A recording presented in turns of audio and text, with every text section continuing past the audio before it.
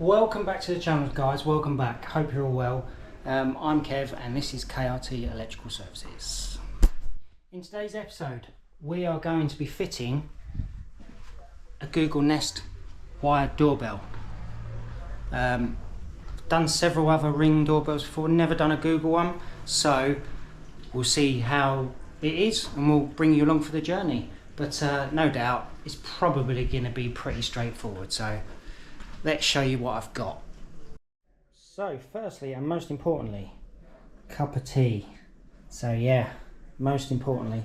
Then we've got the Google Nest wired doorbell, as you can see, and other bits and pieces which we need to do this. So we've got some bell wire, we've got a BG bell transformer which is going to go inside a dry lining box mounted in the wall, and then we're going to add a point of isolation just in case for any reason you want to isolate the power to the doorbell but you don't want to turn off the circuit. We've got a fuse connection unit which will be fused down to 3 amps, and then a 1 gang battery for that to go in. So that's what we should need material wise today. So we'll put all that stuff to one side for now, and then we'll concentrate on this nice Google Nest doorbell. So this is the wired version, as you can see on the box, and it comes with everything you need in this: the bell itself, and then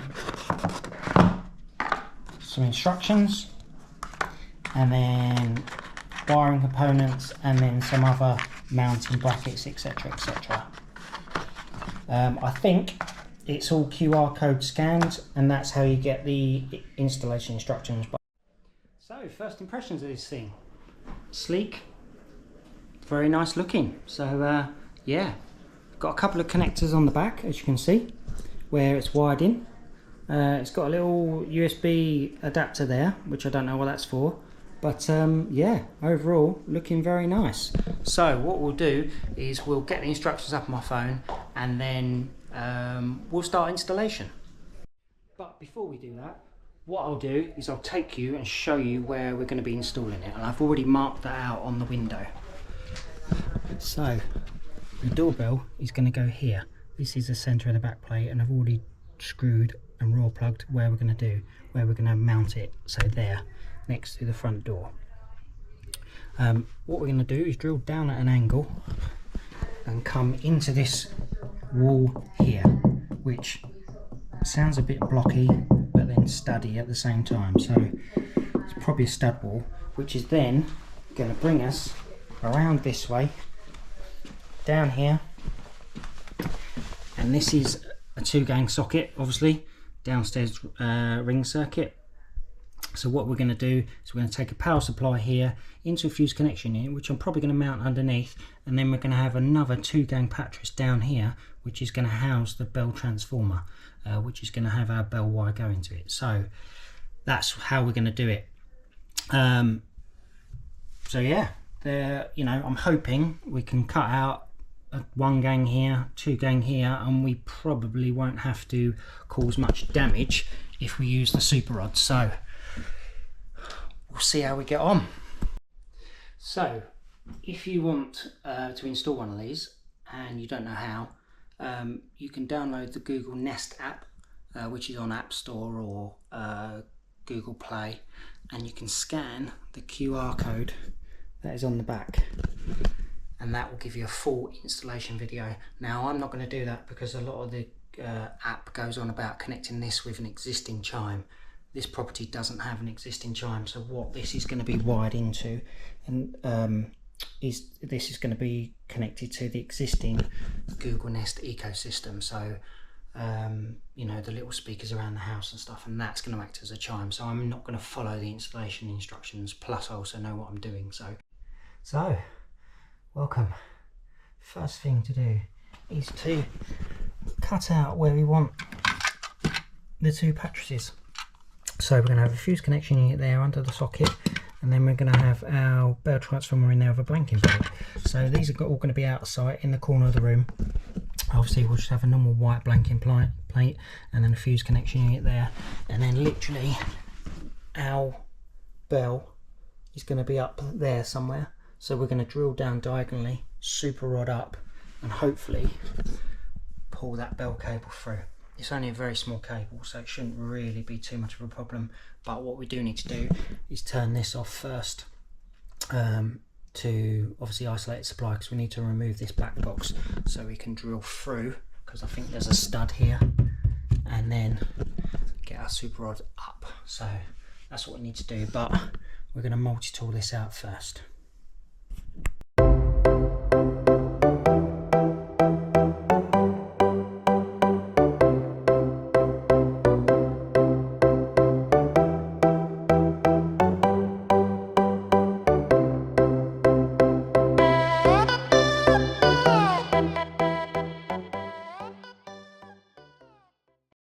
So there we go, we've got our 2 boxes cut in.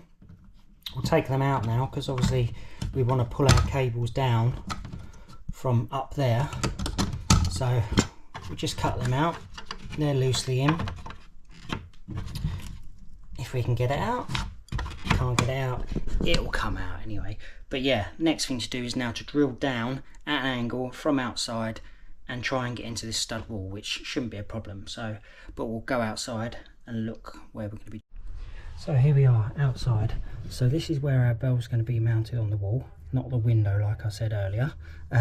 So that is, the centre of that is 650, or sorry, 65 from the edge of the brick, which that wall is on the edge of the brick. So to get into the centre of that, we need to drill slightly down at an angle going that way, because the wall thickness, we go back inside. Now we've cut our holes here, our wall thickness is 70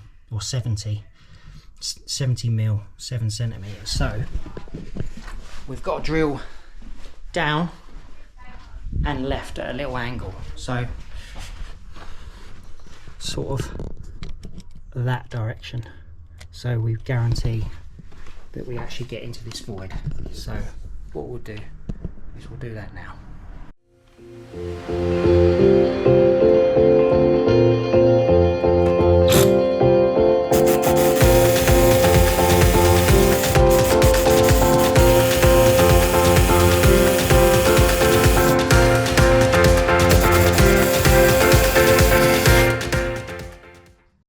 So what we went through with the M12 Milwaukee SDS with a 10mm masonry bit, and then we've used the M12 combi drill with this little super rod auger rod and gone through, and as you can see we haven't pierced any of the walls, so it now means that we're going to be in this void.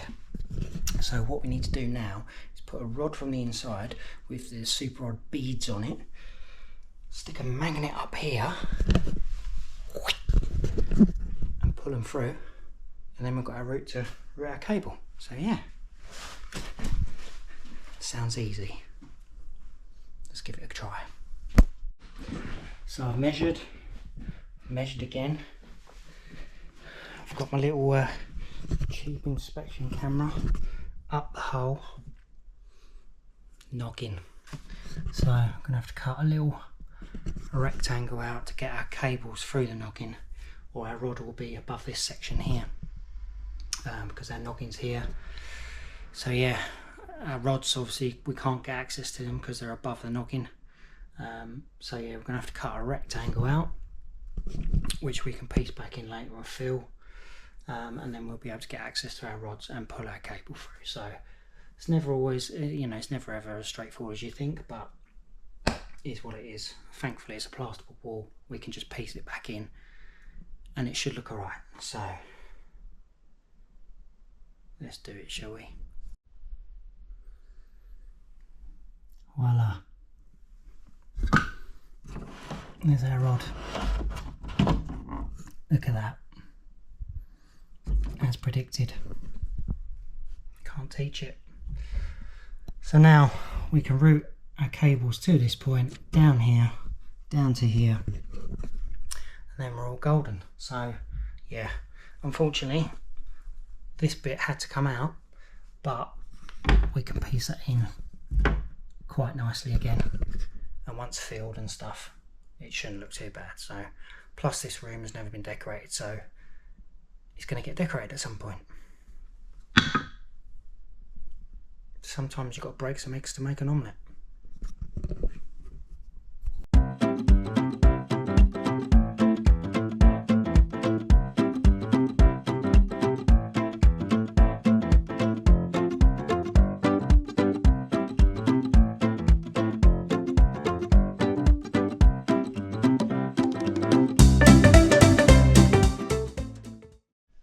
So that was a bit of a struggle in the end because we couldn't get our magnet through, we couldn't get our bead through. So in the end I ended up just sticking a rod through, cutting a hole, and voila, we've got our cables. So considerations now: extra low voltage, low voltage. Should we have them in the same hole going down to the transformer and the fuse connection unit? Well, I can't find any minimum distances that they need to be separated within the regs, if I'm perfectly honest, and I've just had the book out looking, and you can see it over there. So I'm going to leave that like that, and the reasons for that is because this is going to come down to this enclosure anyway, where there's going to be a transformer which is going to have 230, 240 volts going into it anyway, so they're not going to be separated. So I'm going to leave that like that. Now, roast me in the comments. I don't care. But yeah, that's how we're going to leave that, because I can't see it making any difference when there's going to be no separation down here anyway. So I have considered it, but that's it. So now we're going to do our bits this end, get these bits connected up, repair that, mount our bell, and then we're pretty much golden. So yeah. So as you can see, socket's back on, fuse connection unit's wired. All we're left with is the mains into the transformer and then our bell wire. So when it comes to these Google Nest Home doorbells, the wired ones, obviously what we're installing, this is the best transformer. If you can't manage to run a cable back to the fuse board, this is the best transformer. And how I'm going to do that is, or install this, is by that going inside there, which it will do. It's not absolutely ideal because this is designed to be on a DIN rail, but as I say, I can't route a cable all the way back to the fuse board to mount this, because this is a new build house and it would mean lifting floors, cutting walls. For the job that, you know, we're doing, it's just not proportionate. So we're not going to do that. We're going to mount that in there. So also the Google Nest home doorbell can run on 12 or 24 volts. So what you do with this is you have your live and neutral in the bottom here.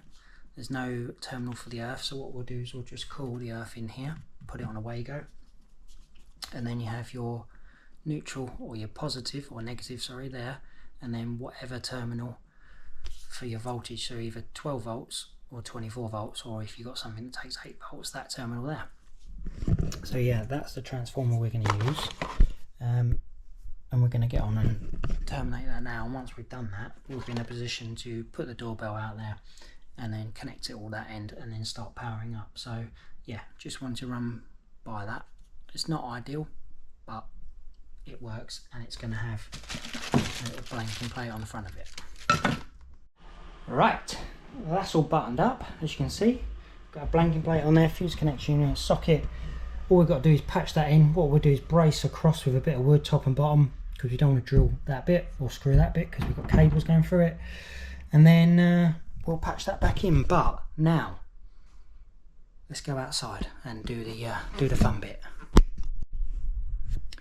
So here we are. Right, first job, secure the back plate to the wall, and it's important to keep that hole at the bottom, because that is the release point for the bell if you want to release it from its bracket. So let's go on with that.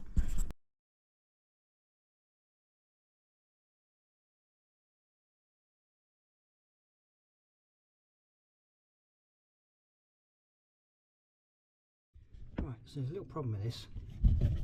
It comes with these little connectors at the back here which screw onto these terminals, but if you haven't drilled a massive hole in the brickwork, which I haven't because I don't want to do that, there's nowhere for these to go.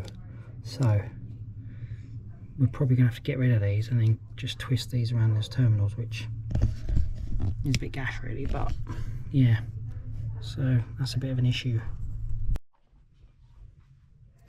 So now we've taken away those connectors, and as you can see, twisted them round, which isn't perfect, but it's more than sufficient. You know, we're going to get a good connection from that. We can now just click that up and push it in place like that. And then this little key is designed to push that little hole up there just to release it, but that's it, it's all in position now. So what we'll do is we'll go and power up and then try and connect this thing to the Google Home app.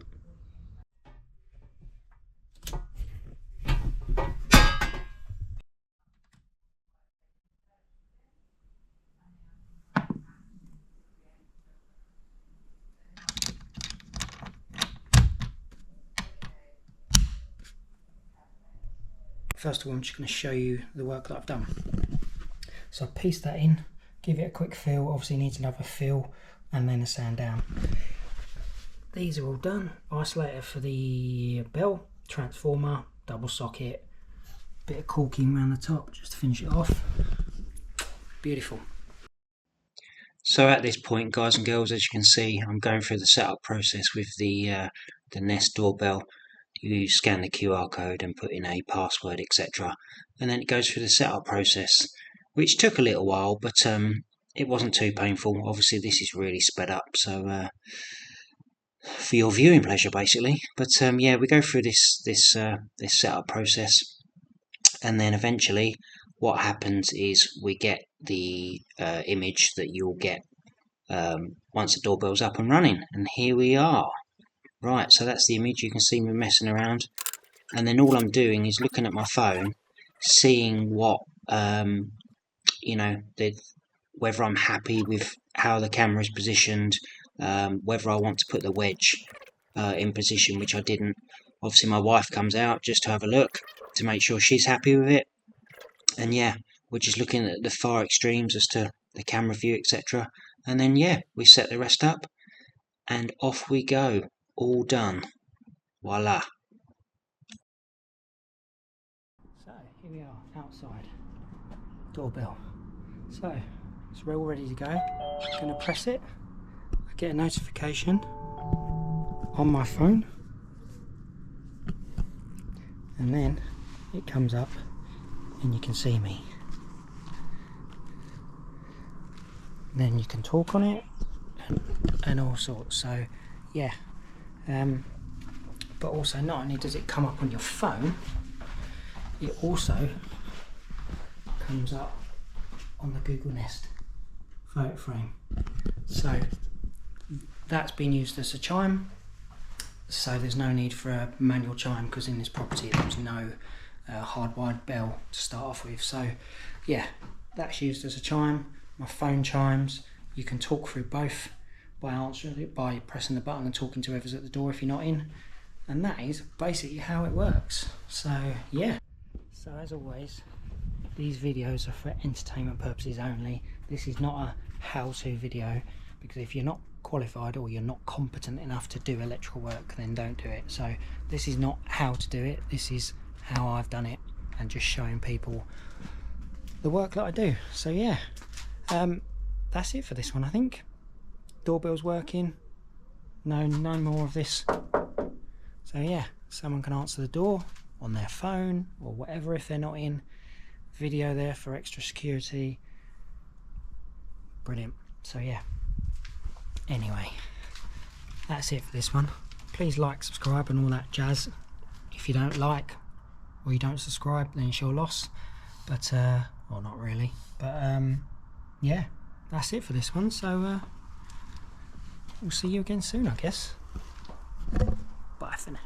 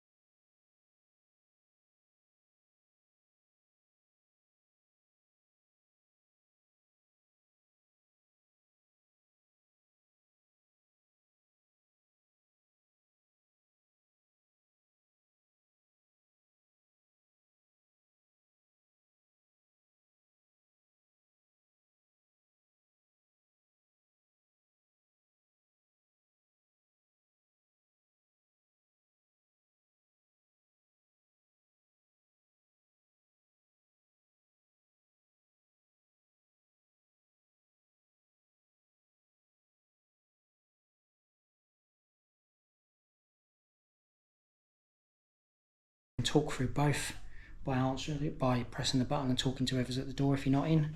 And that is basically how it works. So yeah.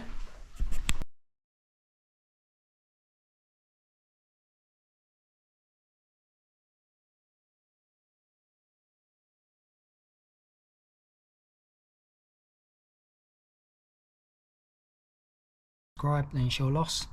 But well, not really. But yeah, that's it for this one. So we'll see you again soon, I guess. Bye for now.